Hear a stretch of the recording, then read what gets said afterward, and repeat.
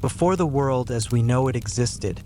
before the sun rose over mountains and seas, before humans walked the earth with dreams in their hearts and questions on their lips, there was only darkness, a vast emptiness called chaos where nothing had form and everything waited in silent anticipation for the moment when creation would begin. From this endless void emerged forces so powerful and beings so magnificent that their stories would echo through thousands of years, shaping not just ancient civilizations but the very way we understand love, heroism, tragedy, jealousy, courage, and the eternal struggle between mortals and the divine powers that ruled from mountaintops shrouded in clouds. Tonight, we embark on a journey through the complete tapestry of Greek mythology, from the first stirrings of creation when primordial beings brought order to chaos, through the violent overthrow of the Titans by younger gods hungry for power, across the Golden Age when Zeus ruled from Mount Olympus and heroes walked among mortals performing impossible tasks, into the tragic tales of families cursed by fate and lovers separated by death, and finally to the great wars that would determine the destiny of gods and humans alike. This is not merely a collection of old stories told by people who lived long ago, but rather a profound exploration of the human condition,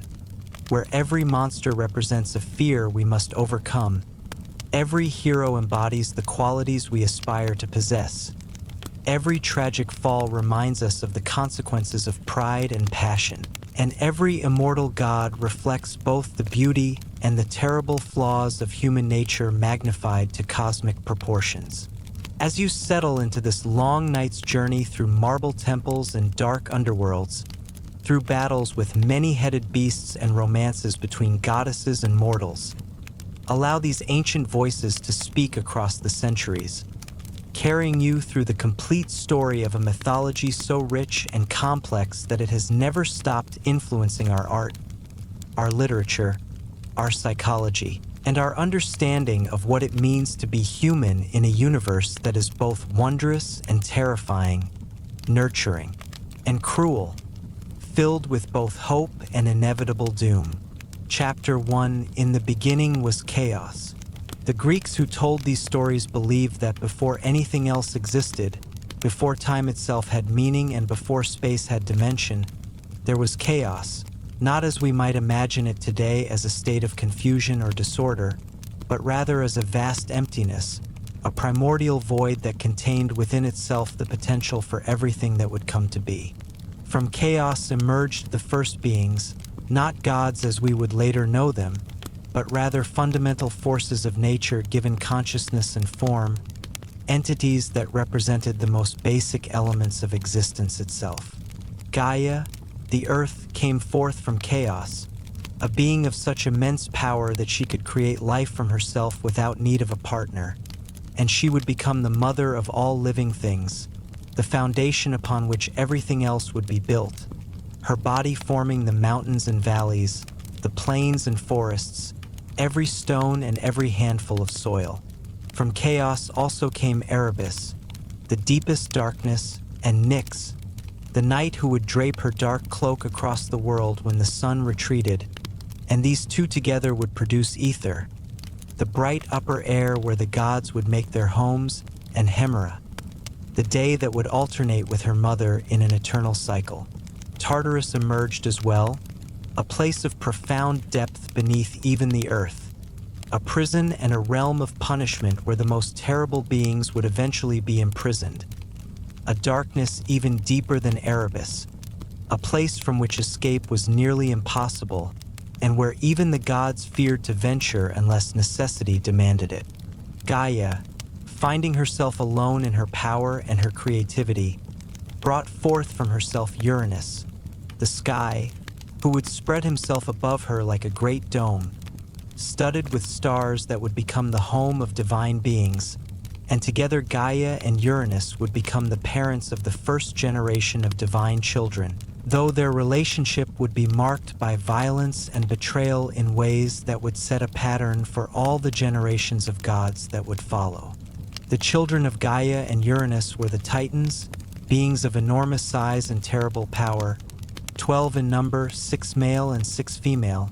and they represented forces of nature and aspects of existence that were more primal and less refined than the gods who would eventually overthrow them. Among these titans were Oceanus, who embodied all the waters that surrounded the earth, and Tethys his sister who became his wife, and together they would father the river gods and the ocean nymphs who inhabited every stream and sea. There was Hyperion, the titan of light, who with his sister Thea would produce Helios the sun, Selene the moon, and Eos the dawn, 3 beings who would drive their chariots across the sky each day and night, bringing light to mortals and gods alike. Ceus and Phoebe, titans of intellect and prophecy, would have daughters who possessed the gift of seeing what was to come, while Crius and Iapetus represented other fundamental forces, each important in their own way to the functioning of the cosmos that was slowly taking shape. But Gaia also bore other children from Uranus, beings who were not as beautiful or as powerful as the Titans, and these children would play a crucial role in the drama that was about to unfold across the heavens and the earth. The Cyclopes were 3 brothers, each with a single enormous eye in the center of their foreheads, and they possessed incredible skill in crafting, able to forge weapons and tools of devastating power. Though their father Uranus feared and hated them for their strange appearance and their potential to create things he could not control. Even more terrifying were the Centimanes, 3 brothers who each had 100 hands and 50 heads, beings of such overwhelming might that they could hurl mountains at enemies and fight entire armies alone. Yet despite their power, or perhaps because of it, Uranus could not bear to look upon them and could not tolerate their existence in his sight. Uranus, feeling disgust and fear toward these children who did not match his vision of perfection and beauty, made a decision that would ultimately lead to his downfall, for he took the Cyclopes and the Centimanes and pushed them back into Gaia's body, imprisoning them in the dark recesses of the earth where they could not be seen, causing their mother terrible pain as they remained trapped within her, unable to be born properly into the world, crying out in darkness and longing for freedom. Gaia, who had created life and brought forth so much from herself, now suffered with these children trapped inside her. And the pain was not just physical but emotional, for what mother could bear to have her children imprisoned and rejected by their own father, denied the right to exist in the world simply because they did not fit his narrow definition of acceptable offspring. Chapter 2: The Overthrow of Uranus. Gaia, enduring the agony of having her children imprisoned within her and seeing the cruelty of Uranus toward the offspring they had created together, reached a point where her suffering turned to rage and her maternal love transformed into a desire for justice and revenge. She could not attack Uranus herself directly,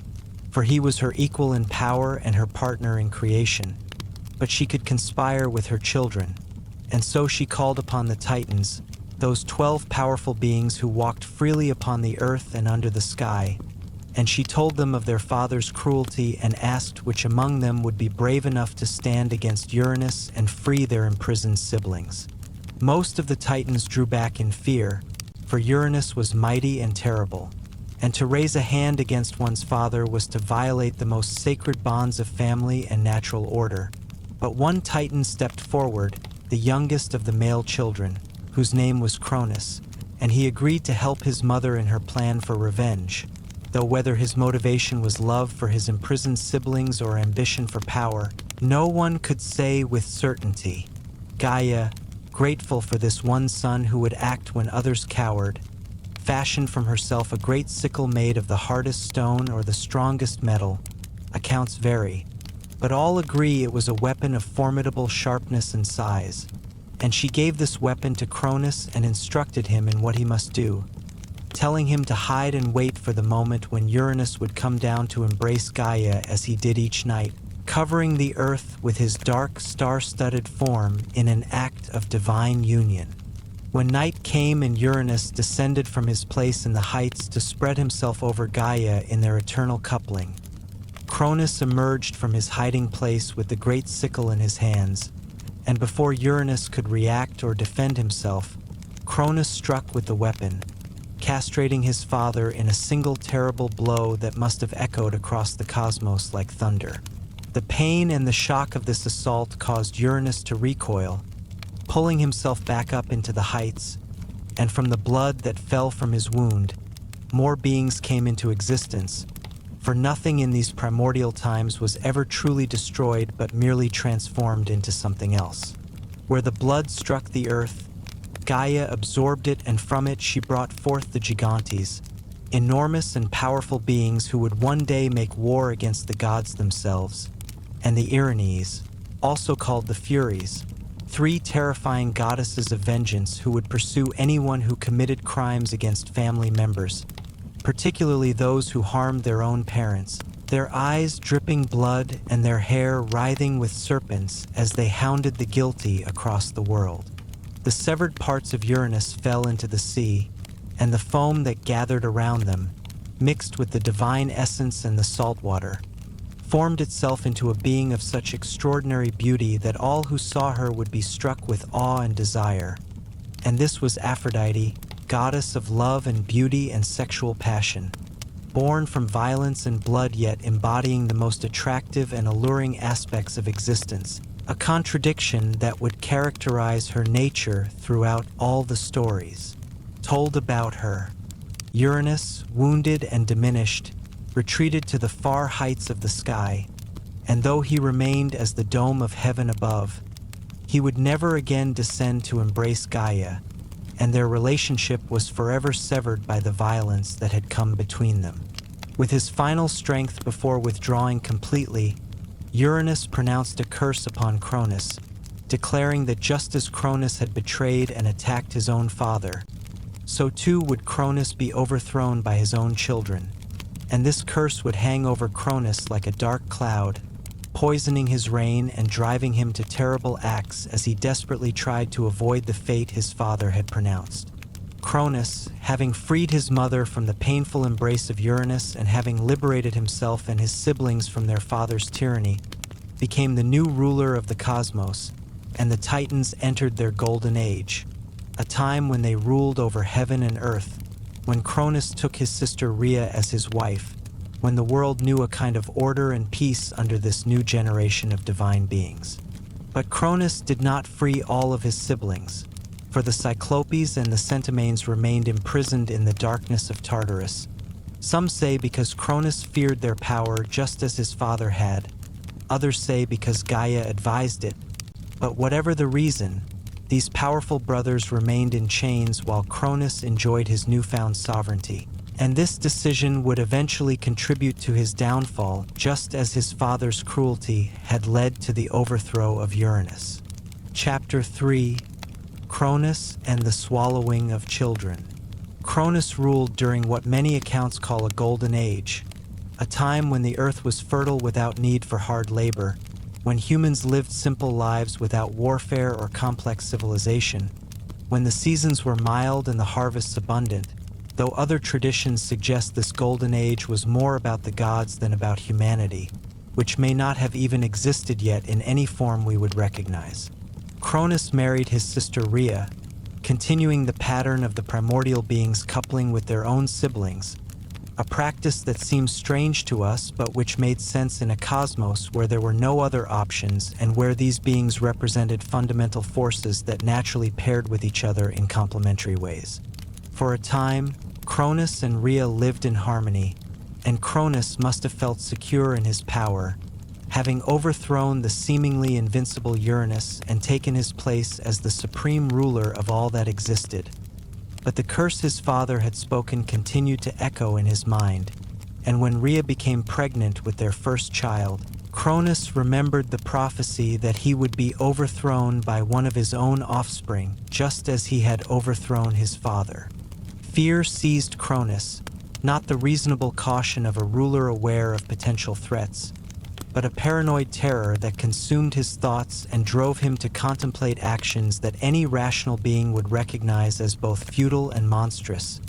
Yet in his panic and his determination to hold on to power, Cronus could see no other choice. When Rhea gave birth to their first child, a daughter named Hestia. Cronus took the infant from his wife's arms and, before Rhea could react or stop him, opened his mouth impossibly wide and swallowed the baby whole, sending her down into his belly where she would remain, alive but imprisoned, unable to grow or escape or threaten her father's power. Rhea was devastated, her maternal instincts screaming against this unnatural act, her heart breaking at the loss of her child. But Cronus was unmoved by her tears and her protests, convinced that he had done what was necessary to protect himself from the fate that had been prophesied. When Rhea bore a second child, a daughter named Demeter, Cronus again took the infant and swallowed her. And then came a third child, a daughter named Hera, and she too was swallowed, disappearing into the dark prison of their father's stomach. A fourth child was born, the first son, and they named him Hades, but he suffered the same fate as his sisters, swallowed by his father before he could take more than a few breaths of air. And then came a fifth child, another son named Poseidon, and he too vanished into Cronus's belly. Each time a child was born, Rhea's grief grew deeper, her anger at her husband more intense, her desperation to save her children more urgent. Yet she seemed powerless against Cronus, who was the ruler of the cosmos and who justified his actions as necessary precautions against the curse that hung over him. When Rhea became pregnant for the sixth time, she could not bear the thought of losing another child to her husband's paranoid hunger, and she went to her mother Gaia, seeking advice and assistance in protecting this unborn infant from the fate that had befallen all its siblings. Gaia, who had helped Cronus overthrow Uranus, but who now saw that Cronus had become as tyrannical in his own way as his father had been, agreed to help her daughter save this child, and together they devised a plan that would require perfect timing and absolute secrecy. When the time came for the birth, Rhea traveled to the island of Crete, far from Cronus's usual haunts, and there in a cave on Mount Ida or Mount Dicte, depending on which version of the story you follow, she gave birth to a son and she named him Zeus. Rhea looked upon this infant, knowing he was destined for greatness, knowing that if Cronus's curse was true, then this child would one day overthrow his father just as Cronus had overthrown Uranus, and she was determined to give him that chance, to protect him so that he could grow strong enough to face the challenges that awaited him. She wrapped a large stone in swaddling clothes, disguising it to look like an infant, and she returned to Cronus, presenting him with this bundle and watching as her husband, never bothering to look closely or question what he was being given, opened his mouth and swallowed the stone, believing he had consumed his sixth child and secured his power for another generation. Zeus remained hidden on Crete, nursed by the nymph Amalthea, who took the form of a goat to feed him, or in some versions was an actual goat whose horn would later become the famous cornucopia, the horn of plenty from which abundance flowed endlessly. The infant Zeus was guarded by the Curetes, warrior priests who would clash their spears against their shields and dance loudly whenever the baby cried, creating such a racket that Cronus could not hear the infant's voice and discover that his newest child had escaped being swallowed. Zeus grew quickly, as divine beings do, gaining strength and size and intelligence far faster than any mortal child could, nourished not just by Amalthea's milk but by the knowledge that he had a great destiny, that his mother and grandmother had sacrificed much to keep him safe, that his siblings awaited rescue from their living prison, and that the current order of the cosmos would not stand forever. As Zeus matured into a young god, powerful and confident, he began to plot how he would free his siblings and challenge his father, setting in motion the next great revolution in the divine hierarchy, another violent overthrow that would establish a new order and bring about the age of the Olympian gods who would rule for eons to come. Chapter 4: The Titanomachy and the Rise of Zeus. When Zeus had grown to full maturity and power, beautiful and strong and filled with the righteous anger of someone who knows he was nearly destroyed before he could even live,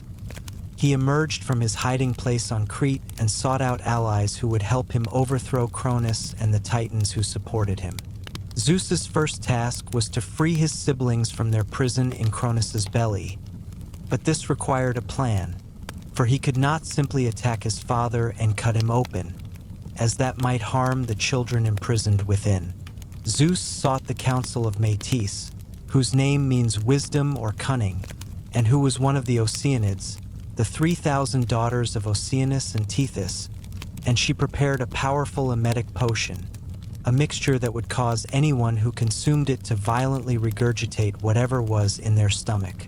Zeus, disguised or using trickery, managed to get Cronus to drink this potion, and the effect was immediate and dramatic,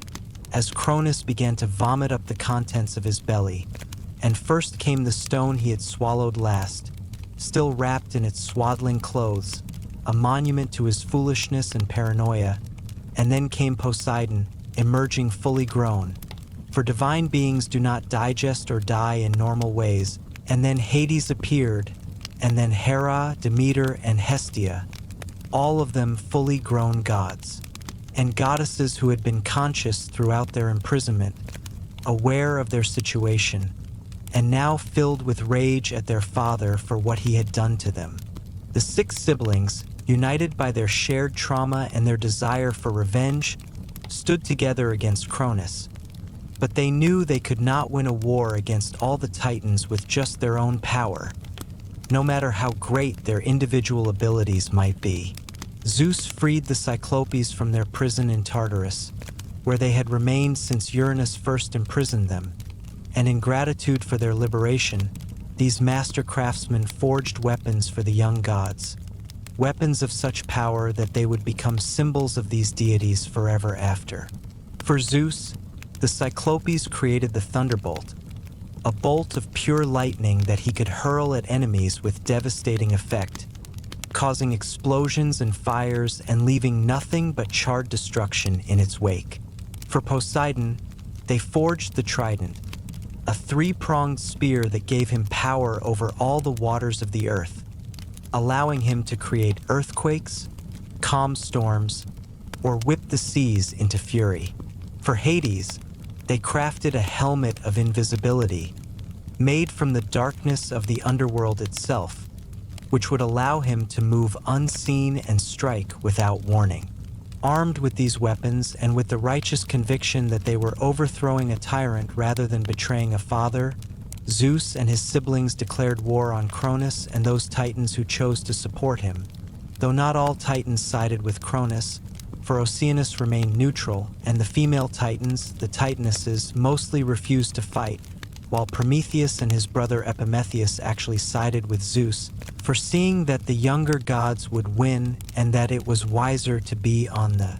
winning side. The war that followed, called the Titanomachy, lasted for 10 full years, a decade of cosmic battle that shook the foundations of the earth and caused the stars themselves to tremble in the heavens. The Titans fought from their stronghold on Mount Olympus, while Zeus and the Olympians, as they were beginning to be called, made Mount Olympus their base, and the battles between these 2 mountains raged across all the lands between, with neither side able to gain a decisive advantage for years. The war was so terrible that mortal life, if it existed yet, would have been impossible, as the very ground split open. Mountains were leveled by thrown boulders the size of cities. The seas boiled when Zeus's lightning struck them, and the sky itself seemed to crack under the force of divine combat. Zeus realized that even with the weapons the Cyclopes had made, even with his siblings fighting alongside him, the war might continue forever in stalemate, and so he made a decision that would prove to be the turning point of the conflict. He descended to Tartarus and freed the Centimanes, those 100-handed, 50-headed brothers who had been imprisoned since before Cronus's reign began, and he asked them to join the fight against the Titans, promising them freedom and honor if they would lend their unmatched strength to his cause. The Centimanes, grateful beyond measure to finally be free of their prison and eager to strike back at those who had kept them in chains, joined Zeus's forces, and their impact on the war was immediate and overwhelming. With their 100 hands each, they could hurl mountains at the Titans, raining destruction down upon them faster than the older gods could defend against, creating an avalanche of stone and earth that buried the Titans' positions and broke their formations. The tide of the war turned decisively in favor of Zeus and the Olympians, and though the Titans fought desperately, using all their primordial power and their experience of eons, they could not stand against the combined might of the young gods with their Cyclopes-forged weapons and the Centimanes with their countless hands hurling mountains. One by one, the Titans fell or surrendered, and Cronus himself, who had swallowed his children to prevent them from overthrowing him, was defeated by those same children. His worst fear realized despite all his precautions, the curse of Uranus fulfilled in the most ironic and complete way possible. Zeus and his brothers did to the defeated Titans what Cronus had done to his own brothers, imprisoning them in Tartarus, binding them with chains in that deep darkness where Uranus and then Cronus had kept the Cyclopes and Centimanes, creating a prison from which escape was almost impossible, guarded now by the Centimanes themselves, who would make sure no prisoner ever broke free from that dreadful place. Chapter 5: The Division of the Cosmos. With the Titans defeated and imprisoned, with Cronus overthrown and the curse fulfilled, the victorious gods gathered to decide how they would organize the cosmos, how power would be distributed among them, and who would rule what domains. The three brothers, Zeus, Poseidon, and Hades, being the most powerful of the Olympians and having led the war effort, would divide the major realms of existence among themselves, while the goddesses and the other gods would have their own spheres of influence and their own responsibilities in maintaining the order of the universe. According to the most common version of the story, the three brothers drew lots to determine their realms, leaving the decision to chance or fate rather than arguing among themselves and potentially creating the kind of familial strife that had characterized the previous generations of gods. Zeus drew the sky and the air, all the space above the earth where storms gathered and where the gods would make their home on the peak of Mount Olympus, and with this came the role of king of the gods, the ultimate authority who would mediate disputes, enforce divine law, and represent the gods in their dealings with other powers. Poseidon drew the seas and all waters, becoming lord of the oceans that surrounded the world and of every river, stream, and spring, a vast domain that covered more of the earth's surface than the dry land did, though perhaps less prestigious than the sky in the hierarchy of the cosmos. Hades drew the underworld, the realm of the dead where mortal souls would go when their bodies failed, a kingdom of darkness and shadow that was neither in the sky nor on the earth nor in the sea, but beneath everything, a place that was necessary but not desired, powerful but lonely, rich in the literal sense, for all the minerals and gems lay in his domain, but poor in companionship and joy. The earth itself, Gaia,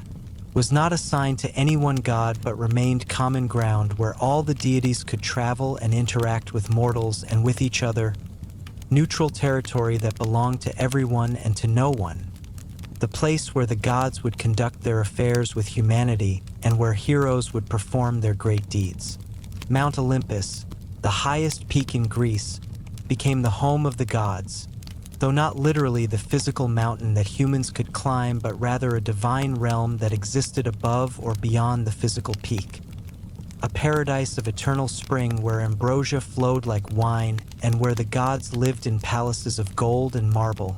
spending their time in feasts and councils, quarrels and romances, watching the affairs of mortals below and occasionally interfering in ways that would have profound consequences.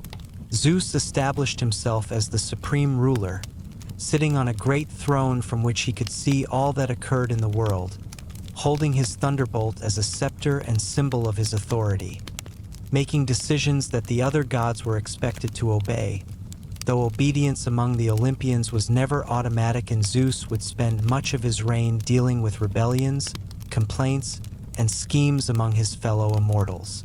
Poseidon built himself a magnificent palace beneath the waves, an underwater realm of coral and pearl where sea creatures served him and where he could create storms and earthquakes when his temper was roused. And he would often clash with Zeus over questions of authority and respect, feeling that as an elder brother he deserved more consideration than he received from the king of the gods. Hades retreated to his dark kingdom beneath the earth, where the dead came to him whether they had lived good lives or bad. For in the Greek understanding, almost everyone went to the underworld after death, with only a very few exceptional individuals earning different fates. Hades was not evil, as later Christian-influenced interpretations would sometimes portray him, but rather stern and just, a god who enforced the rules of death and kept the souls in his realm from escaping back to the world of the living, maintaining the boundary between life and death that was essential to the proper functioning of the cosmos. He was so grim and so associated with death that people feared to speak his name, calling him instead by euphemisms like Pluton, meaning wealth, or simply referring to him as the host of many. And he would rarely leave his underground realm, appearing in very few myths compared to his more outgoing brothers. The three sisters also received their domains and responsibilities, with Hestia becoming the goddess of the hearth and home, representing the fire that burned in every household and the stability of domestic life, never marrying and remaining a virgin goddess who symbolized the center and foundation of civilized society. Demeter became the goddess of agriculture and the harvest of grain and fertility, controlling the cycles of planting and growing that allowed humans to survive, and her moods and her personal tragedies would directly affect the abundance or scarcity of food in the mortal world.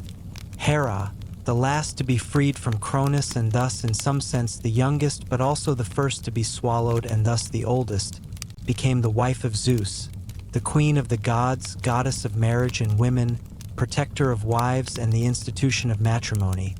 a role that would prove endlessly ironic given Zeus's countless infidelities and her resulting rage and jealousy. The other Olympians included gods who were children of Zeus or who earned their place through their importance to the functioning of the cosmos. Apollo, son of Zeus and the Titaness Leto, became the god of light, music, prophecy, healing, and many other civilized arts, representing the best aspects of order and culture. His twin sister Artemis became goddess of the hunt and of wild nature, protector of young women and of animals, virginal and fierce. Athena, who sprang fully grown and armored from Zeus's head after he swallowed her mother Metis, became goddess of wisdom and strategic warfare, patroness of crafts and civilization. Ares, son of Zeus and Hera, became the god of war in its most brutal and chaotic aspects, representing the violence and bloodshed of battle without the strategic thinking that characterized Athena's approach to conflict. Aphrodite, born from the sea foam mixed with Uranus's severed parts, became the goddess of love and beauty and sexual desire, married to the smith god Hephaestus but conducting numerous affairs with gods and mortals alike. Hephaestus himself, god of the forge and of craftsmanship, was either son of Hera alone, conceived without Zeus in revenge for his infidelities, or son of both Zeus and Hera but thrown from Olympus because of his ugliness or his lameness, creating in him a bitterness and a dedication to his craft that made him the finest artisan among all the gods. Hermes, son of Zeus and the nymph Maia, became the messenger of the gods, god of travelers and thieves and commerce, clever and quick, moving between the mortal world and the divine with ease. Chapter 6: The Creation of Humanity. The question of how humans came to exist on the earth is answered differently in various Greek myths, with no single authoritative account, a characteristic of Greek mythology that reflects its origins in oral tradition where different cities and different poets told different versions according to their own preferences and local traditions. One prominent tradition holds that humanity was created by the Titan Prometheus, whose name means forethought,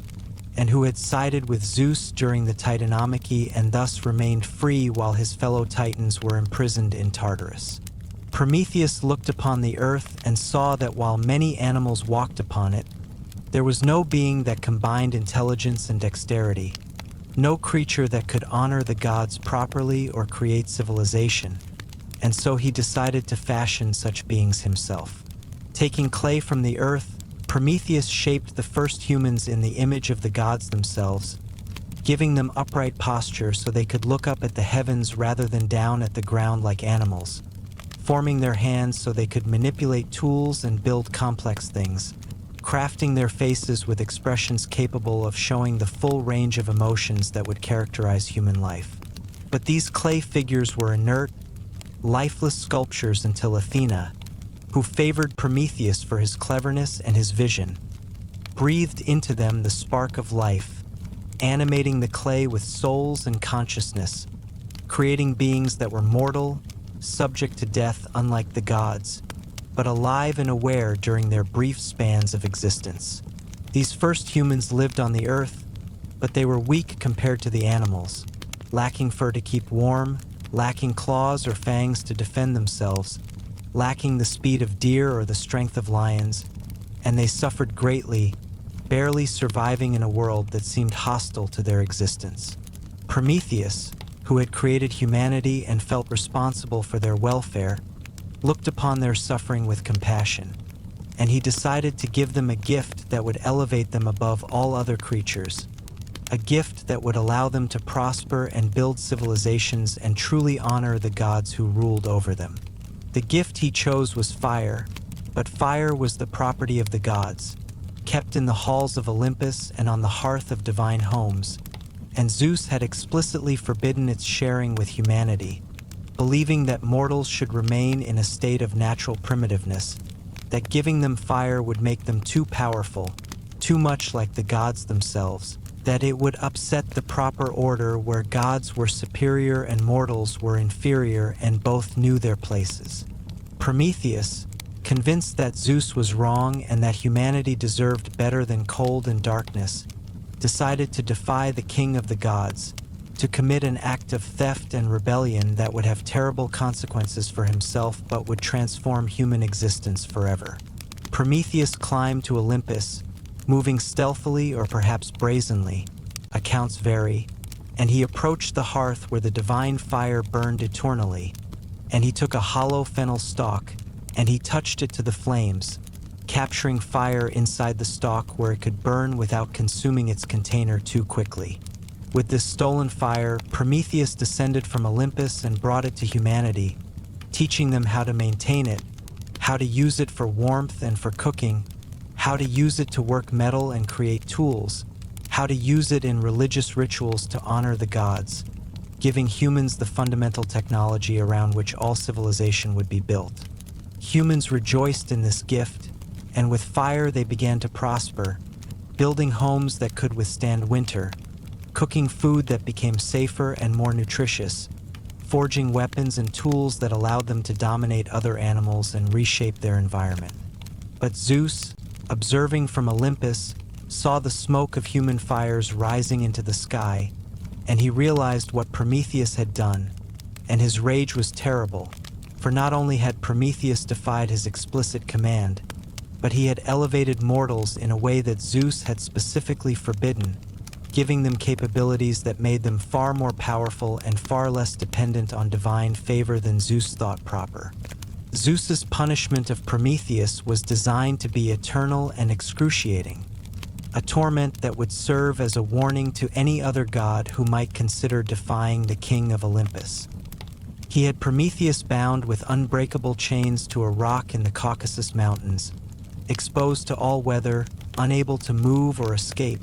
and then he sent an eagle. Some say the eagle was created specifically for this purpose, to fly to Prometheus every day and tear open his body and eat his liver, consuming the organ while Prometheus screamed in agony. Because Prometheus was immortal, his liver would regenerate each night, growing back completely so that the next day the eagle could return and devour it again,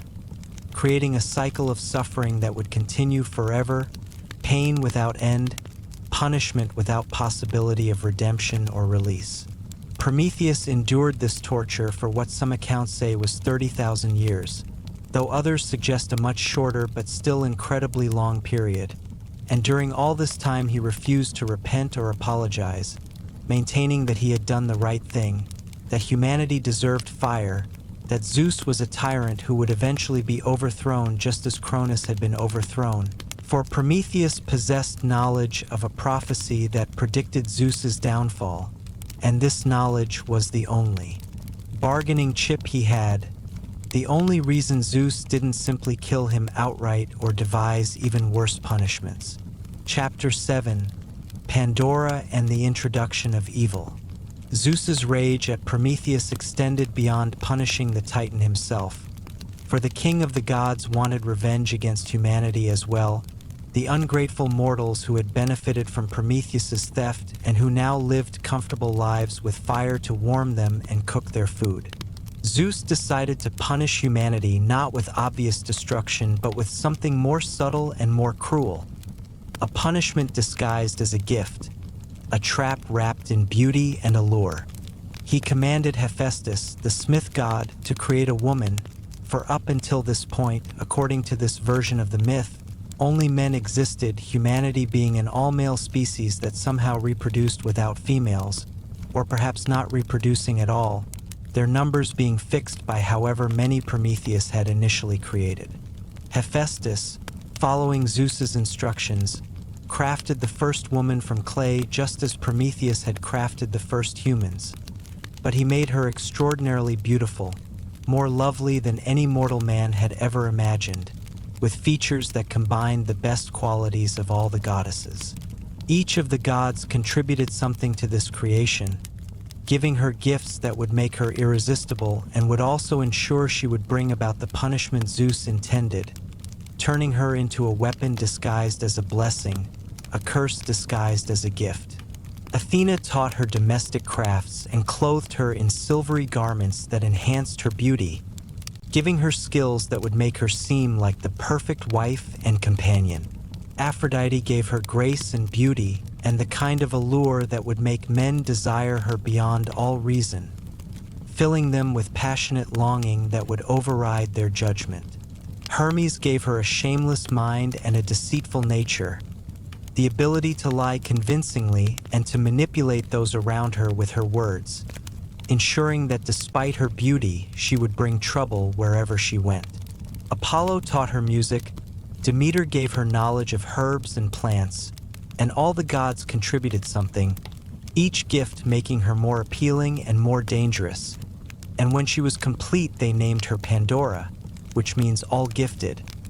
because she had received gifts from all the gods, though the name could also mean giver of all gifts in a darkly ironic sense, given what she would soon give to humanity.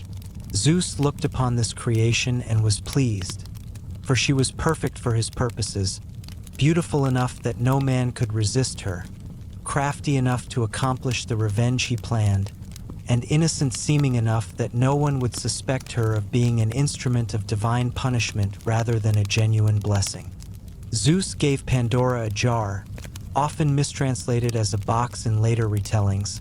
a large sealed container that she was instructed never to open under any circumstances, though of course this instruction was designed to ensure that she would eventually open it, for forbidden things have always been irresistible to human nature, and Zeus was counting on her curiosity and the deceitful nature Hermes had given her to ensure she would eventually break the seal. The jar contained all the evils that would plague human existence, disease and death and sorrow and envy and hatred and pain and suffering in every form imaginable, all the negative aspects of existence that had not yet been released into the world where humans lived. Zeus then sent Pandora down to earth as a gift to Prometheus, whose name means afterthought, the brother of Prometheus who had not inherited his siblings' cleverness or foresight, and despite the fact that Prometheus had specifically warned Prometheus never to accept gifts from Zeus, the sight of Pandora in all her beauty overwhelmed the Titan's caution, and he welcomed her into his home and made her his wife, delighted with what he thought was an incredible gift from the gods, having no idea that she would bring about the end of humanity's golden age. Pandora lived with Prometheus for a time, and the jar sat in their home, sealed and mysterious, and every day Pandora looked at it and wondered what was inside. For the gods had given her curiosity along with all her other qualities, ensuring that she would not be able to resist forever. The temptation grew stronger each day, the mystery more unbearable, and finally Pandora could stand it no longer, and when Prometheus was away, she approached the jar and broke the seal and lifted the lid, and immediately all the evils that Zeus had imprisoned inside came rushing out in a dark cloud, spreading across the world faster than Pandora could possibly prevent, bringing disease that would make people sick and weak, death that would end human lives before they wanted to depart, toil that would make survival require hard labor rather than easy gathering, pain of body and pain of mind, envy between neighbors, hatred between peoples, war and violence and cruelty, all the sufferings that would characterize human existence from that moment forward. Pandora, horrified at what she had done, slammed the lid back onto the jar, but it was too late to contain the evils she had released. They had already spread across the entire world, infecting human life with suffering that could never be completely removed, and humanity's age of innocence and ease was over, replaced by an existence that would require struggle and would end inevitably in death. But when Pandora had slammed the lid closed, one thing remained inside the jar, the only thing that had not escaped when all the evils rushed out, and that was hope. Some interpretations say that hope remained trapped and thus humans would live without hope in the face of all these evils, making life nothing but unrelieved suffering. But most versions suggest that hope stayed in the jar to be released later, so that humans would have hope even in the face of disease and death, so that they could continue living and striving despite knowing that suffering and mortality awaited them, so that existence would be bearable even though it was no longer easy or innocent. The story of Pandora served multiple purposes in Greek culture, explaining why life was difficult and why humans suffered despite the gifts of the gods, providing a mythological justification for women's place in society as dangerous and untrustworthy despite being necessary for reproduction, and illustrating the consequences of defying Zeus or accepting gifts that seemed too good to be true, teaching lessons about curiosity and obedience and the relationship between mortals and immortals. Chapter 8: The 5 Ages of Humanity. Greek mythology describes the history of humanity as a series of ages, each representing a different generation or race of humans with distinct characteristics, and each age progressively worse than the one before, a pessimistic view of history as decline rather than progress, reflecting the Greek sense that the best times were in the past and that the present age was fallen and corrupt compared to earlier eras. The first age was the Golden Age, when humans lived during the reign of Cronus before Zeus overthrew him, and life in this age was paradisiacal, with food growing without need for agriculture, with no labor required to survive, with no disease or old age or suffering, and humans lived like gods, spending their time in peaceful contemplation and simple pleasures, dying finally as if falling asleep, and even after death their spirits remained on earth as benevolent guardians watching over later generations. The Silver Age came next after Zeus took power, and humans in this age lived for 100 years as children, dependent on their mothers, and then only briefly as adults before dying, and they were less noble than the Golden Age humans, more foolish and more violent toward each other, and they refused to honor the gods properly, and so Zeus destroyed them in anger, though their spirits too remained on earth as lesser beings, still blessed but not as exalted as the spirits of the Golden Age. The Bronze Age followed, and the humans of this age were terrible and strong, born from ash trees according to some accounts, and they loved war and violence, their bodies and their tools and their weapons all made of bronze, and they spent their lives fighting each other with such ferocity and such skill that they eventually destroyed themselves completely. wiping each other out in endless combat, and they went down to Hades, leaving no trace on the earth, no spirits remaining to watch over. Later ages. But then came an interruption in the pattern of decline, for the next age was the Age of Heroes, a time when the children of gods and mortals walked the earth, demigods and legendary warriors who performed incredible deeds, fighting monsters and going on quests and establishing the great cities of Greece. And these were the heroes of the Trojan War and the other great sagas, men and women more noble and more capable than ordinary humans, but still mortal and subject to death. When these heroes died, some were taken to the Elysian Fields, a paradise at the edge of the world where they could live in eternal peace and pleasure, while others went to the underworld like normal mortals. But their stories remained to inspire later generations and to remind humans of what greatness they were capable of achieving if they had courage and nobility and divine favor. The fifth and final age was the Iron Age, the age in which the Greeks who told these stories believed themselves to be living. And it was the worst age of all, a time of toil and suffering and moral decay where brother fought brother,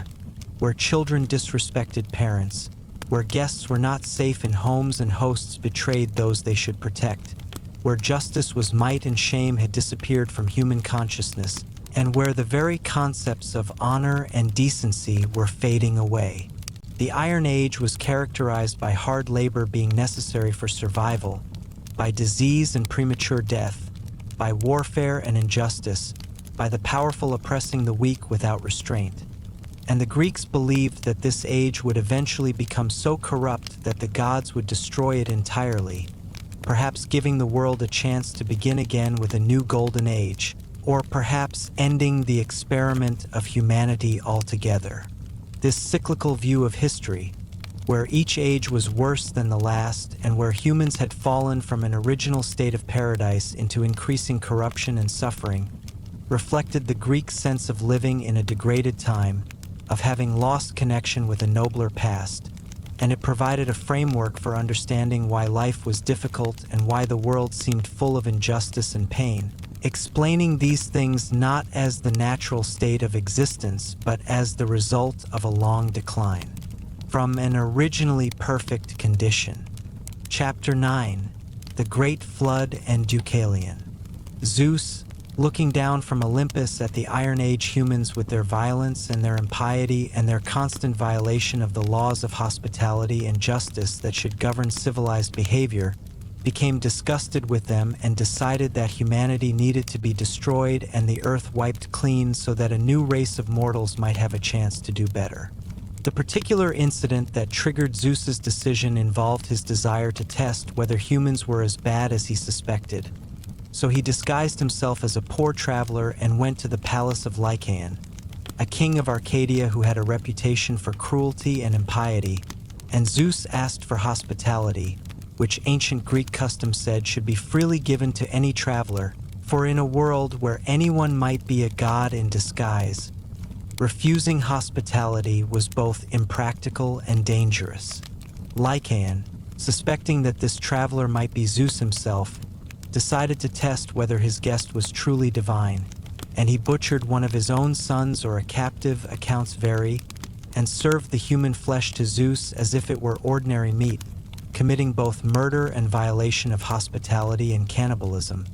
a combination of crimes so horrible that it represented everything wrong with the Iron Age humanity. Zeus, recognizing immediately what had been served to him, was filled with rage, and he struck Lycaon with a thunderbolt, transforming him into a wolf, the first werewolf, cursed to live as a beast for his bestial crimes. And Zeus returned to Olympus determined that if one king could be so corrupt, the entire human race must be beyond redemption. Zeus decided to destroy humanity with a great flood, drowning them all beneath waters that would cover even the highest mountains, washing away the corruption and the violence and giving the earth a fresh start. He gathered storm clouds from across the world, bringing them together in a massive system that covered the entire sky, and he poured rain down upon the earth in quantities never before seen. a deluge that fell continuously day after day with no cessation, while Poseidon rose from his ocean palace and struck the earth with his trident, causing earthquakes that broke open underground springs and made the seas rise to swallow the coasts. The waters rose quickly,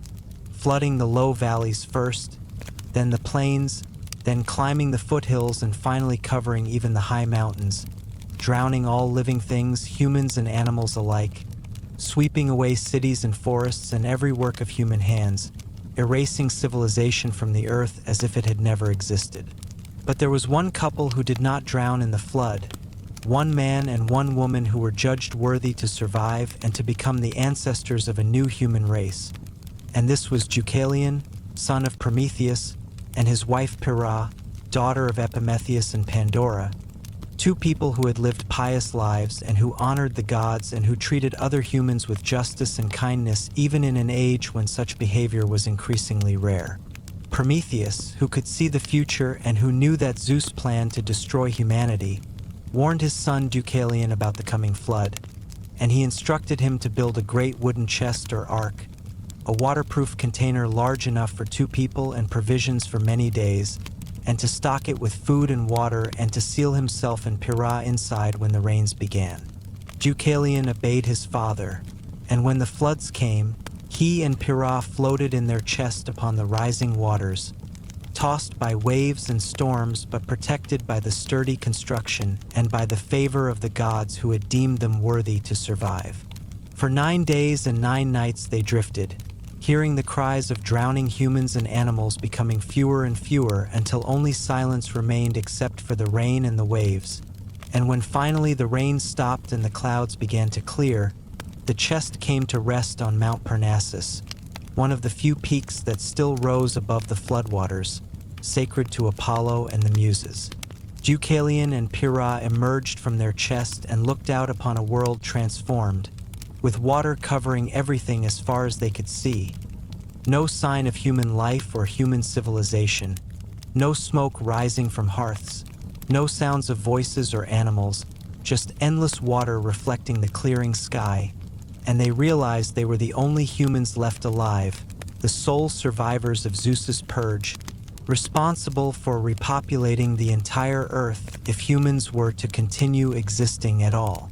The couple was overwhelmed by this responsibility and uncertain how to proceed. For how could just 2 people repopulate the world? How long would it take?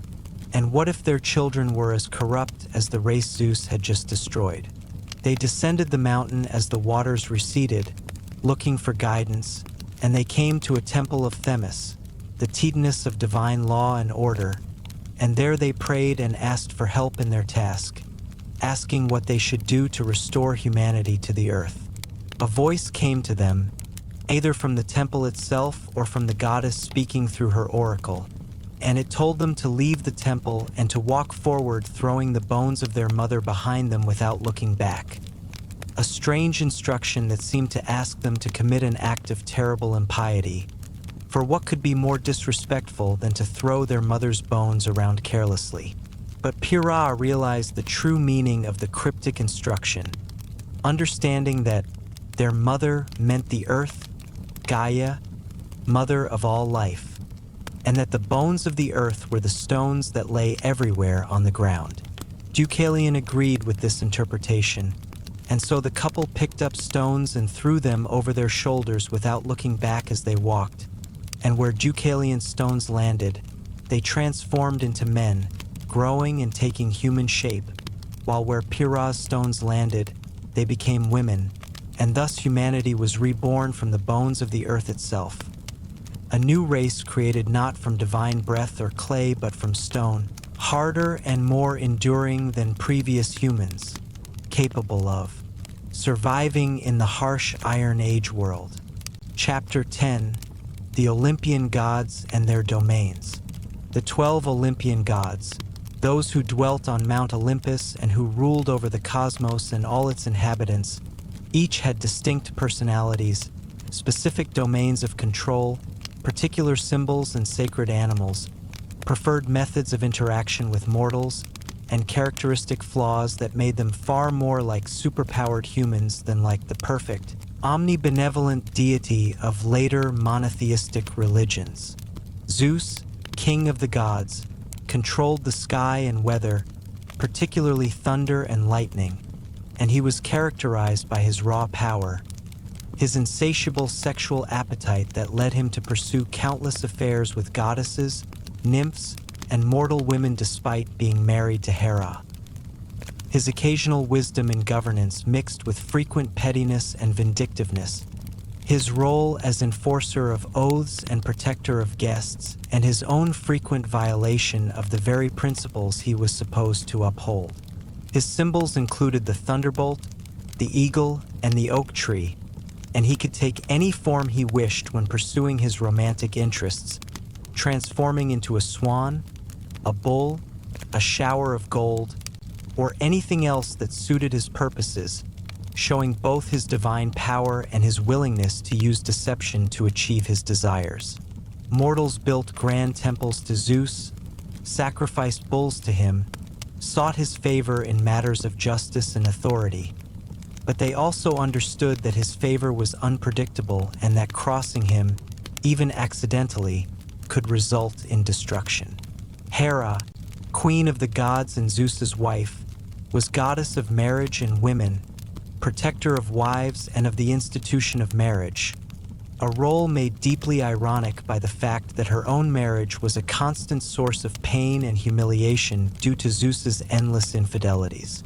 Hera was characterized by her pride, her dignity, her vindictiveness toward Zeus's lovers and illegitimate children who were not at fault for Zeus's behavior but who bore the brunt of her rage because she could not effectively punish Zeus himself, and her fierce protection of the sanctity of marriage as an ideal even as her own marriage mocked that ideal. She was worshipped by women, particularly those hoping for good marriages or successful childbirth, and her sacred animals were the peacock and the cow, while her symbols included the pomegranate and the diadem. Hera's myths often show her persecuting the women Zeus seduced or raped and the children born from these unions, transforming them into animals, driving them mad, sending monsters to kill them, or creating other horrible fates. Not because these victims had done anything wrong, but because Hera's pride was wounded and her anger had to find an outlet since she could not divorce Zeus or overthrow him. Her behavior, while often cruel and unjust from a modern perspective, reflected ancient Greek understanding of how honor and shame worked in their society, where a woman's reputation depended partly on her husband's fidelity, and where public humiliation required public response even if that response was displaced onto innocent parties. Poseidon,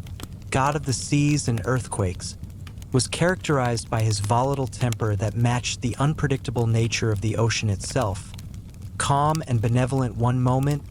violent and destructive the next, and sailors and coastal communities made constant offerings to him hoping to ensure safe voyages and protection from storms and tsunamis. His symbols included the trident, the dolphin, and the horse, for he was said to have created horses, and he had numerous affairs and children like his brother Zeus, though his romantic adventures caused less cosmic drama because he had no wife with Hera's vindictive nature, though his lovers and their children still often met tragic fates.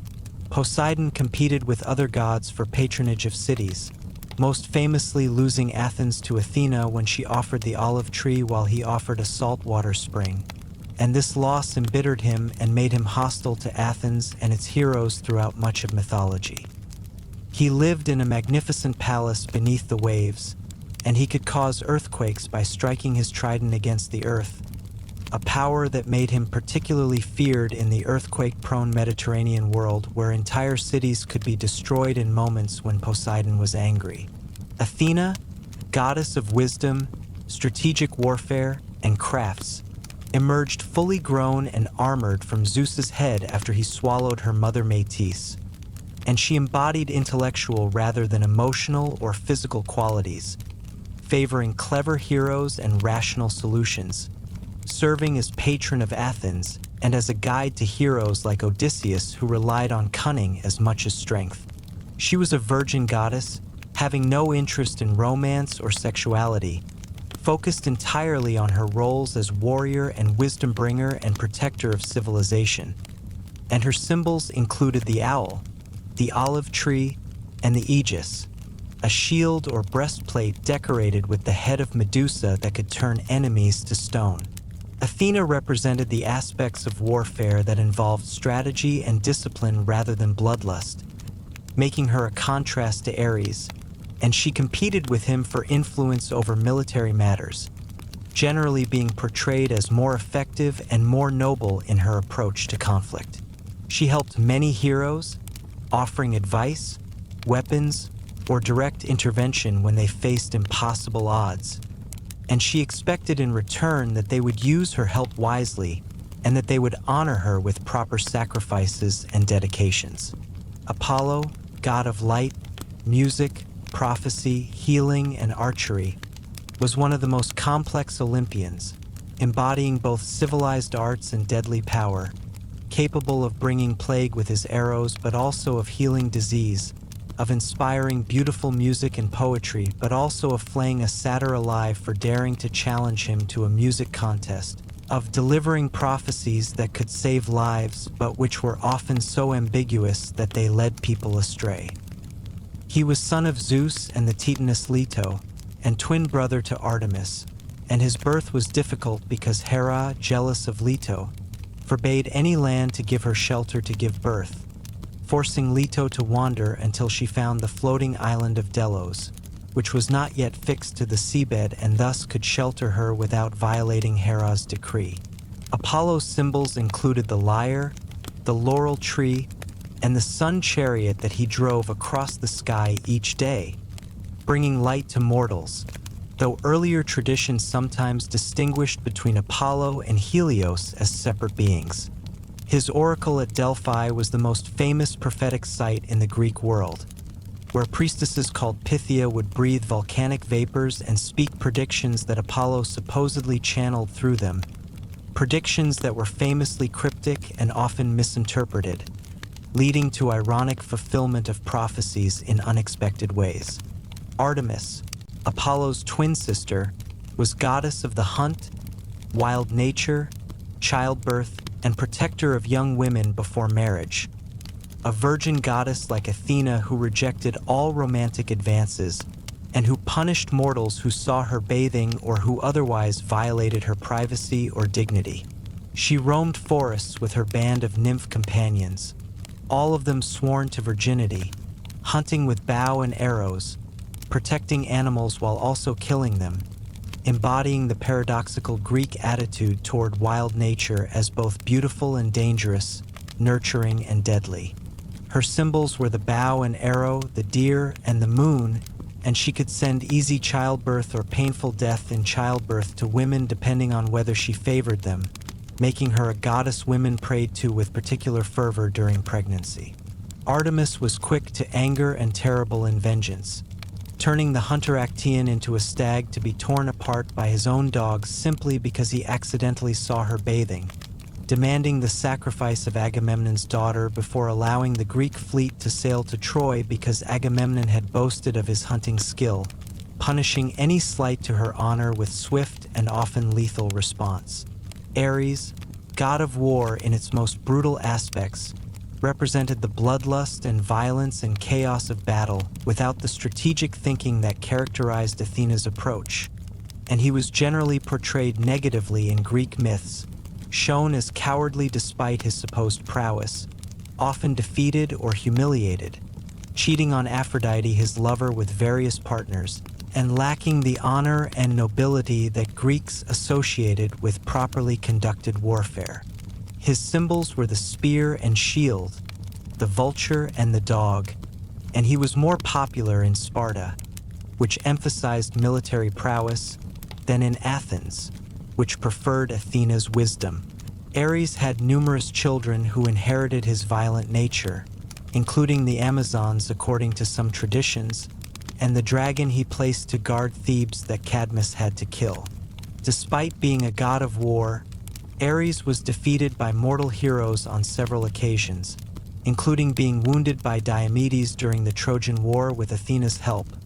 showing that the Greeks saw military success as depending more on skill and strategy than on mere aggression and brutality. Aphrodite,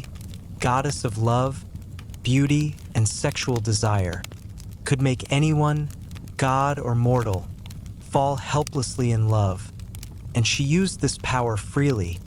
causing countless affairs, tragic romances, and wars fought over beautiful women. Most famously, the Trojan War, which began because of a beauty contest between goddesses and Helen's subsequent abduction or elopement. Aphrodite was married to Hephaestus but conducted numerous affairs, most notably with Ares, and when Hephaestus discovered this affair, he crafted an invisible net that trapped the lovers in the act, then called all the other gods to witness their shame, though the male gods mostly just admired Aphrodite's beauty and wished they could trade places with Ares. Her symbols included the dove, the rose, and the myrtle, and she was born from sea foam mixed with Uranus's severed genitals, a violent origin for the goddess of love and beauty, suggesting that beauty and desire have dark and chaotic origins beneath their attractive surfaces. She helped various heroes, particularly Paris of Troy, who had judged her the fairest goddess in the famous beauty contest. But she also caused suffering to those who rejected love or who claimed to be immune to her power, as when she made the women of Lemnos smell terrible because they refused to honor her, or when she caused Hippolytus's death because he rejected all romantic involvement in favor of serving Artemis. Hephaestus, god of the forge, craftsmanship, and fire, was the only Olympian who was physically imperfect, born lame or made lame when thrown from Olympus, either by Hera because she was ashamed of his ugliness or by Zeus during an argument, and he walked with difficulty and was generally depicted as ugly and sweaty from his work at the forge, a stark contrast to the beauty of the other Olympians. Despite or because of his physical limitations, Hephaestus was the finest craftsman in existence, creating weapons for the gods including Zeus's thunderbolts, magical items that appeared in numerous myths, and automatons that could move and function like living beings. He was married to Aphrodite, the least appropriate match imaginable, beauty married to ugliness, love married to labor, and this marriage was obviously unhappy with Aphrodite's frequent affairs being a source of pain and humiliation. Hephaestus's symbols were the hammer and anvil, and he had workshops both on Olympus and beneath volcanoes like Mount Etna, where he worked with the Cyclopes, forging items that would shape the fates of gods and heroes, and despite his mistreatment by others, he generally remained loyal to the Olympian order and used his skills in service of Zeus's reign.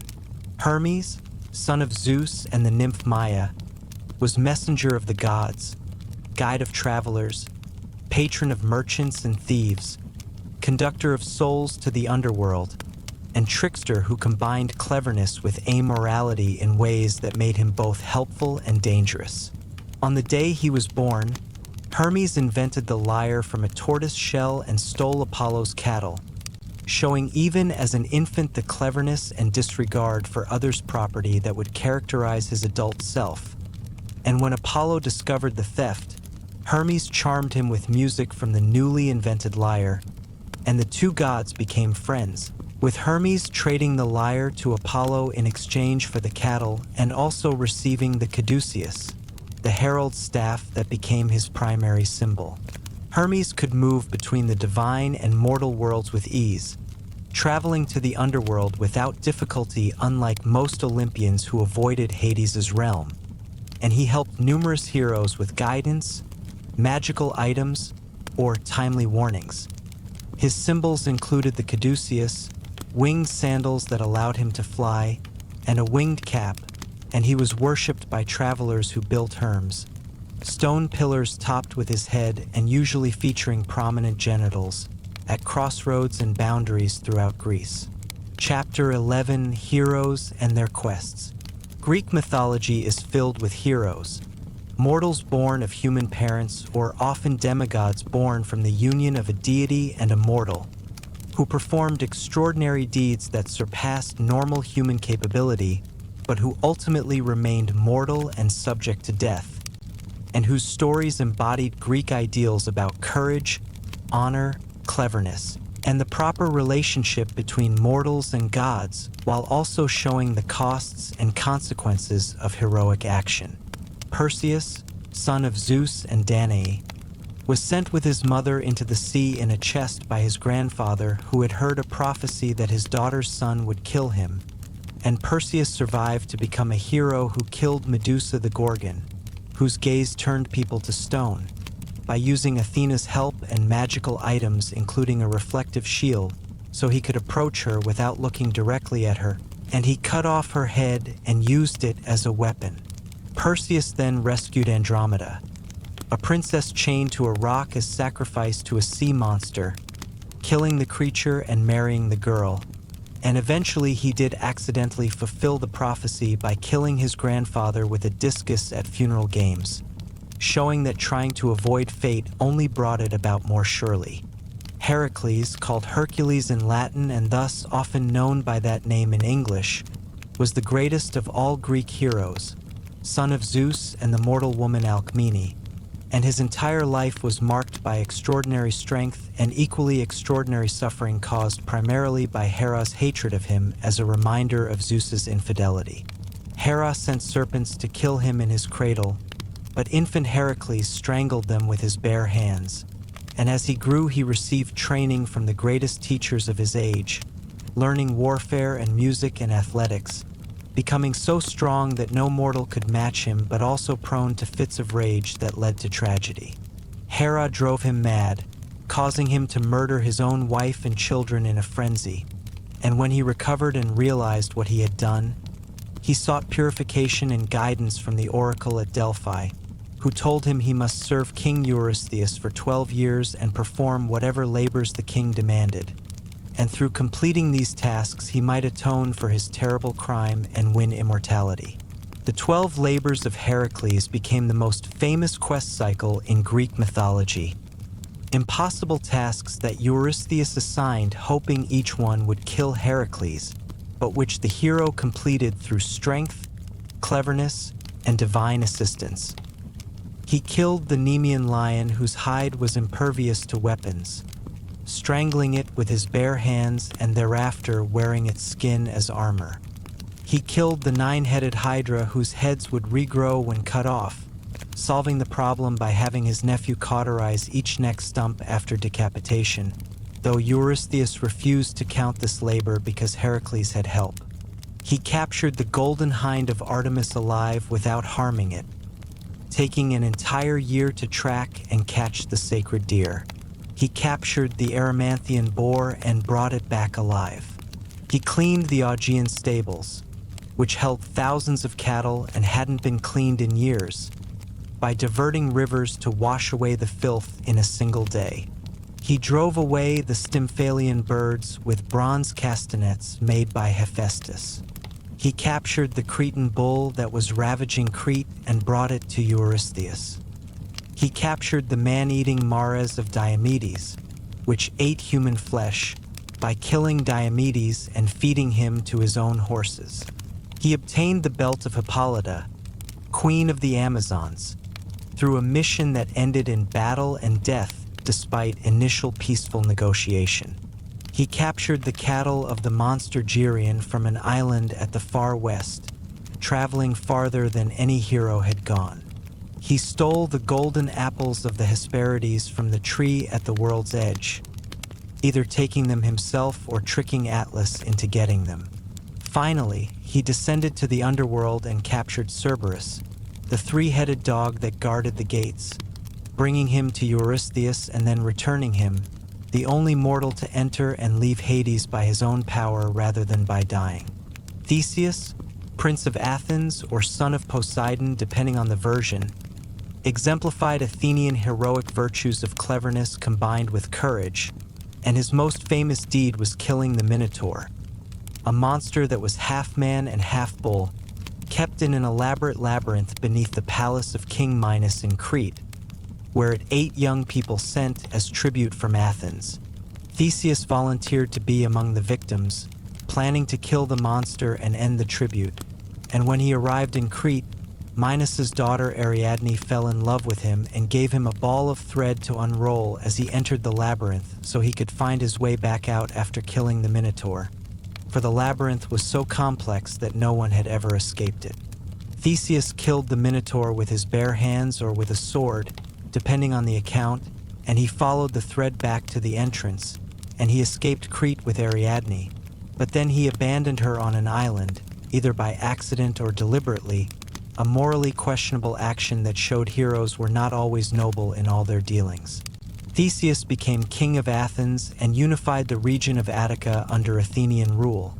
and he had many other adventures, including joining the quest for the Golden Fleece and attempting to kidnap Helen when she was young. And his friendship with Pirithous led them both to attempt to kidnap Persephone from the underworld, an act of hubris that resulted in them being trapped there,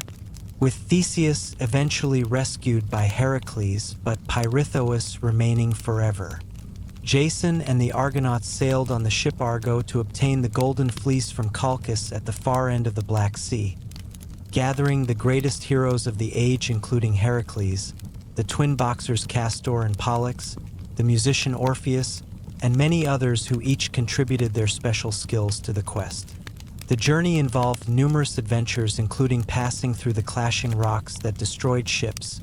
and when they arrived in Colchis, King Aedes agreed to give Jason the Golden Fleece only if he could complete impossible tasks, including yoking fire-breathing bulls and plowing a field and sowing it with dragon's teeth, which would grow into armed warriors he would have to defeat. Jason was helped by Medea, the king's daughter and a powerful sorceress, who fell in love with him. Some versions say because Aphrodite made her fall in love at Hera's request, since Hera favored Jason, and Medea gave Jason potions and advice that allowed him to complete the tasks. When Aedes still refused to honor his promise, Medea helped Jason steal the fleece by charming the dragon that guarded it, and she fled with Jason, murdering her own brother and scattering his body parts in the sea to delay her father's pursuit, showing that love in Greek mythology often led to terrible crimes, and that the line between hero and villain was not always clear. Bellerophon, aided by the winged horse Pegasus, killed the Chimera, a monster that was part lion, part goat, and part serpent that breathed fire, by flying above it and shooting arrows or dropping lead into its mouth that melted from the fire breath and suffocated the creature. Bellerophon's story illustrates the danger of hubris, for after his success he attempted to ride Pegasus up to Olympus to join the gods, and Zeus sent a gadfly to sting Pegasus, who threw Bellerophon back to earth, and the hero fell for so long that when he hit the ground he was crippled and blinded, and he spent the rest of his life wandering alone, hated by gods and avoided by humans, a cautionary tale about mortals who forgot their place. Cadmus, founder of Thebes, had to kill a dragon sacred to Ares to found his city, and he sowed the dragon's teeth in the ground, from which sprang armed warriors called Spartoi, and Cadmus cleverly threw stones among them so they fought each other, reducing their numbers until he could manage the survivors, who became the ancestors of Theban nobility. Cadmus's family would be cursed because of the dragon's death, with multiple generations suffering terrible fates, showing that even heroic actions could carry consequences that affected innocent descendants. Chapter 12, The Trojan War begins. The Trojan War, the most famous conflict in Greek mythology, began with a beauty contest between goddesses and ended with the destruction of one of the greatest cities in the ancient world, encompassing 10 years of warfare, countless deaths of heroes and common soldiers, intervention by gods on both sides, and consequences that would ripple through generations of stories and shape Greek cultural identity. The war's ultimate cause was a wedding to which one goddess was not invited, for when the sea nymph Thetis married the mortal Peleus, all the gods were invited except Eris, goddess of discord and strife, and she was angry at this slight and decided to create chaos among the attendees. So she threw into the gathering a golden apple inscribed with the words "to the fairest." Knowing that multiple goddesses would claim it, and that their competition would lead to conflict. Hera, Athena, and Aphrodite each claimed the apple, each insisting she was the most beautiful goddess, and they asked Zeus to judge between them. But Zeus was far too wise to make that judgment himself, knowing that choosing any one goddess would make the other two his enemies. So he declared that Paris, a prince of Troy who was living as a shepherd on Mount Ida, would judge the contest, sending Hermes to bring the three goddesses to this mortal who would decide their competition. Paris, son of King Priam and Queen Hecuba of Troy, had been exposed on a mountainside as an infant because his mother had dreamed she gave birth to a firebrand that would destroy Troy, but he had been rescued by shepherds and raised in ignorance of his royal birth, and he lived as a shepherd noted for his beauty and his fairness in judgment, which is why Zeus selected him for this impossible task. The three goddesses appeared before Paris, and each tried to bribe him with gifts if he would choose her as the fairest, and Hera offered him political power, promising to make him ruler of all Europe and Asia if he selected her. Athena offered him military glory and wisdom, promising he would be the greatest warrior and the wisest man alive if he chose her. Aphrodite offered him the most beautiful woman in the world as his wife, and she showed him a vision of Helen, wife of Menelaus, king of Sparta, and reportedly the most beautiful mortal woman ever born, herself daughter of Zeus who had visited her mother Leda in the form of a swan. Paris, thinking with his desires rather than with any strategic sense, chose Aphrodite, giving her the golden apple and thus winning Helen, but also earning the eternal enmity of Hera and Athena, who would support the Greeks throughout the coming war and work toward Troy's destruction. Paris eventually was recognized as a prince of Troy and returned to the city, despite the old prophecy about bringing its destruction,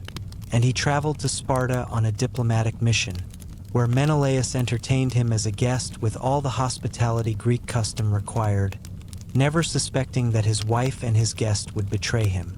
Aphrodite, fulfilling her promise, made Helen fall in love with Paris or strengthened an existing attraction, and the two either eloped willingly or Helen was abducted depending on which version one follows. But either way, she left Sparta with Paris and sailed to Troy, taking with her treasures from Menelaus's palace, an act that violated every principle of guest friendship and hospitality that governed civilized behavior in the Greek world. Menelaus was humiliated and enraged, and he called upon all the Greek kings who had once been Helen's suitors to honor their oath to defend whichever man won her in marriage, an oath they had all sworn to prevent conflict between themselves when she chose her husband. And now that oath bound them to help Menelaus recover his wife and punish Troy for harboring the adulteress and thief. The Greeks gathered a massive army and fleet at Aulis, with warriors coming from every Greek kingdom, led by Agamemnon, brother of Menelaus and the most powerful Greek king, who commanded the expedition and contributed the most ships and soldiers. And among the heroes who sailed to Troy were Achilles, the greatest warrior, son of Peleus and Thetis, fated to die young but to win eternal glory, and his companion Patroclus, and Ajax the greater, son of Telamon, second only to Achilles in strength, and prowess, and Odysseus, king of Ithaca, whose cleverness would prove crucial to ultimate Greek victory, and Diomedes, king of Argos, who would wound gods themselves in battle, and Nestor, ancient and wise king whose advice was respected though not always followed, and many others whose names were famous in Greek tradition. The fleet could not sail from Aulis because there was no wind, the sea being strangely calm day after day, and the prophet Calchas revealed that Artemis was angry at Agamemnon, either because he had killed one of her sacred deer or because he had boasted of his hunting skill, and that she would not allow the winds to blow until Agamemnon sacrificed his daughter Iphigenia to appease the goddess. Agamemnon faced an impossible choice between his duty as commander of the Greek expedition and his love for his daughter, and after much anguish he chose duty, sending a false message to his wife Clytemnestra to bring Iphigenia to Aulis under the pretense that she would marry Achilles. And when they arrived, he prepared to sacrifice the girl on Artemis's altar, though in some versions Artemis took pity and substituted a deer at the last moment, carrying Iphigenia away to serve as her priestess, while in other versions the sacrifice was completed, a traumatic act that Clytemnestra would never forgive, contributing to the tragic events that would unfold when Agamemnon finally returned home.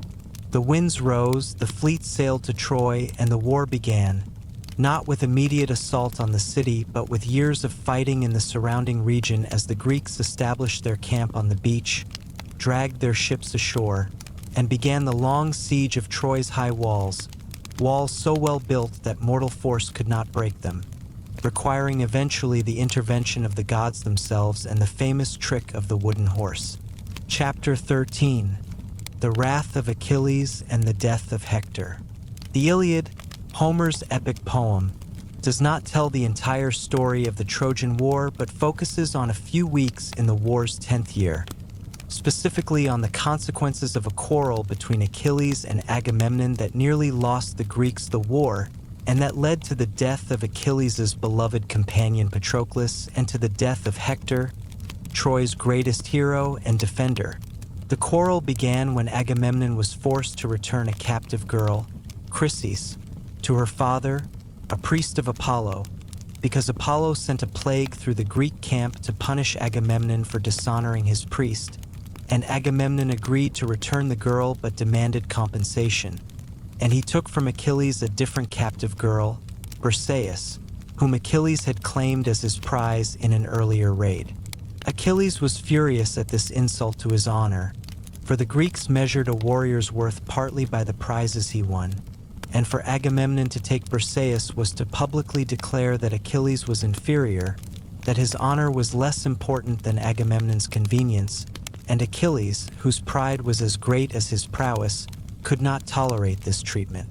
Achilles withdrew from the fighting, taking his warriors the Myrmidons with him, and he prayed to his mother Thetis to ask Zeus to let the Trojans win battles against the Greeks so that Agamemnon would realize how much he needed Achilles and would come begging for his return, offering proper apologies and compensation. Zeus agreed, owing Thetis a favor from long ago, and the tide of battle turned against the Greeks, with Hector leading the Trojans in victories that pushed the Greeks back to their ships, killing many Greek warriors and threatening to burn the entire fleet, which would trap the Greeks in Troy with no way to return home. Agamemnon, desperate, sent ambassadors to Achilles offering magnificent gifts, the return of Perseus, marriage alliances, entire cities to rule if only Achilles would return to battle and save the Greek army from destruction. But Achilles refused, so consumed by his anger and his wounded pride that he could not see past his desire for Agamemnon to suffer, saying he would sail home and let the Greeks die for their commander's arrogance. But Patroclus, Achilles' dearest friend and possibly his lover, though the nature of their relationship is debated, could not bear to watch the Greeks dying while he remained safe in Achilles' camp, and he begged Achilles to either return to battle or at least let Patroclus borrow Achilles' armor and lead the Myrmidons to help defend the ships. Achilles, moved by his friend's plea but still too proud to fight himself, agreed to let Patroclus wear his armor, warning him only to drive the Trojans away from the ships and then return, not to pursue them or try to fight Hector or attack Troy's walls, just to save the Greek position and then come back safely. Patroclus dressed in Achilles' famous armor, and the Myrmidons followed him into battle, and the Trojans, thinking Achilles had returned, fell back in fear, for no one could stand against Achilles in his rage. But as the battle continued, Patroclus forgot Achilles' warning and pursued the Trojans, drunk on the success of battle and the joy of fighting in his friend's armor, and he drove toward Troy's walls, and there Apollo himself knocked the helmet from his head and broke his spear, and a Trojan warrior wounded him, and then Hector, seeing the opportunity, drove his spear through Patroclus's body, killing him. Achilles, hearing that Patroclus was dead, was overcome with grief and rage that made his earlier anger at Agamemnon seem trivial in comparison, and he swore he would kill Hector to avenge his friend. even though he knew from prophecy that killing Hector would seal his own fate, that he was destined to die soon after Hector fell, but he no longer cared about his own life, only about vengeance for Patroclus. His mother Thetis, knowing she would lose her son but unable to change his mind, went to Hephaestus and asked him to forge new armor for Achilles since the old armor had been taken by Hector from Patroclus's body, and Hephaestus created the most magnificent armor ever made, including a shield decorated with scenes of the entire cosmos, of cities at war and cities at peace, of farming and dancing and all human activities. And when Achilles put on this armor, he was a terrifying sight, glowing with divine radiance and consumed by his desire for revenge. Achilles reconciled with Agamemnon, accepting the gifts and the apologies but not caring about them anymore because all that mattered was killing Hector, and he returned to battle like a force of nature, killing Trojans by the dozens, filling the river Scamander with so many bodies that the river god himself rose up to complain and to try to drown Achilles, and only divine intervention saved him from being swept away. Hector, knowing he could not defeat Achilles but knowing he had to try because he was Troy's defender and because his honor demanded he face the greatest Greek warrior rather than cowering behind walls,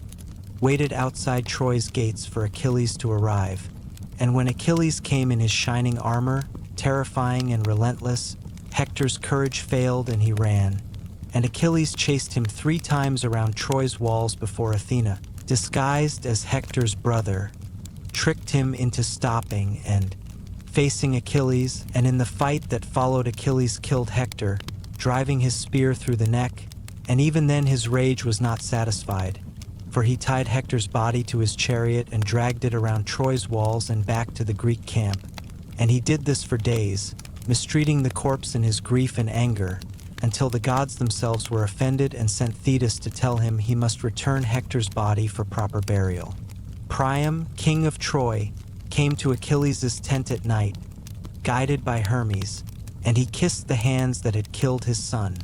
and he begged for his son's body so it could be buried with proper rites, and Achilles, seeing in this grieving father a reflection of his own father who would soon grieve for him, was moved to pity, and he agreed, and the 2 enemies shared a meal and mourned together for a moment before returning to their respective sides. And Hector was given a magnificent funeral, honored as the hero who had defended Troy for 10 years, but who could not stand against the greatest warrior who ever lived. Conclusion: the echo of ancient voices. As we reach the end of this journey through Greek mythology, from the darkness of chaos to the funeral pyres of heroes, from the titanic wars that shaped the cosmos to the intimate tragedies of mortals who dared to love gods or challenge fate, we find ourselves standing at a place where ancient stories meet modern understanding, where the voices of people who lived thousands of years ago still speak to us with remarkable clarity and power. These myths were not written in sacred books as unchanging scripture but lived in constant evolution, told and retold by poets and dramatists, adapted by each city and each generation to reflect their own concerns and values. And yet beneath the variations and contradictions runs a consistent vision of the universe as a place where divine power and human passion intertwine, where heroes can achieve glory but must pay terrible prices, where love and hate both drive mortals and immortals to extremes, where pride leads inevitably to downfall, and where death waits for everyone except the gods who must watch those they love grow old and die while they continue eternally unchanged.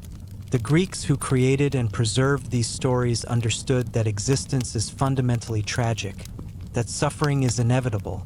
that the gods are powerful but not good in any simple moral sense, that justice is often absent and when present is often harsh, that courage and cleverness can help one survive but cannot guarantee happiness.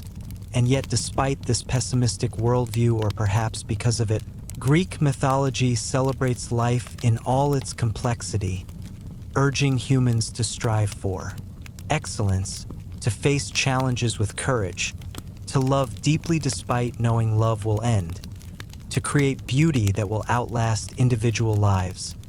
and to seek glory that might win immortality through memory, even if the body must return to dust. These ancient stories shaped Western literature, art, philosophy, and psychology in ways so profound that we often forget we are still thinking in patterns the Greeks established, still using their metaphors and archetypes, still telling variations of their plots, still struggling with the same questions about fate and free will, justice and power, love and duty, mortality and meaning that preoccupied the Greek poets and their audiences.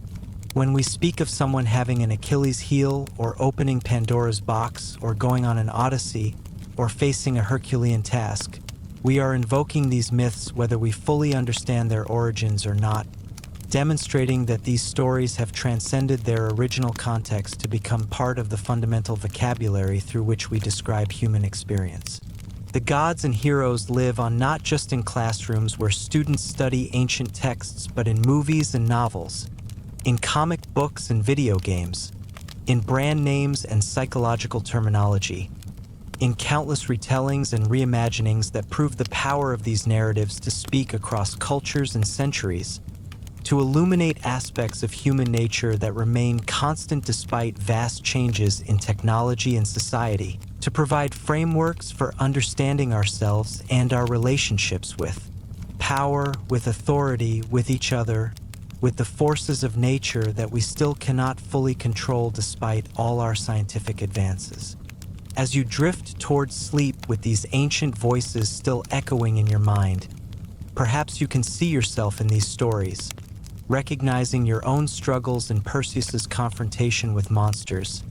your own grief in Achilles' rage at death, your own curiosity in Pandora's inability to leave the jar closed, your own striving in Heracles' labors, your own conflicts between duty and desire in the choices heroes and gods made that brought both glory and ruin. The Greeks understood that mythology is not about believing impossible things happened, but about using story to explore truth, not about worshiping literal beings on mountaintops, but about grappling with the reality that we live in a universe we did not create and cannot fully understand,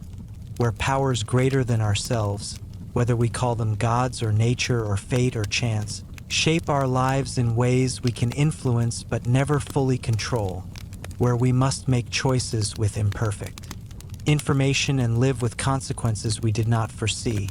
where we love and lose and strive and fail and occasionally triumph and always, eventually, die, and where despite all this or because of all this, life is worth living, beauty is worth creating, truth is worth seeking, and stories are worth telling, passing down from generation to generation the accumulated wisdom and warning, the inspiration and the caution, the glory and the tragedy of what it means to be human in a world where gods once walked among mortals and heroes once performed deeds that seemed impossible, a world that may have vanished into history, but whose stories remain forever, as long as there are voices to speak them and minds to remember them and hearts to be moved by them.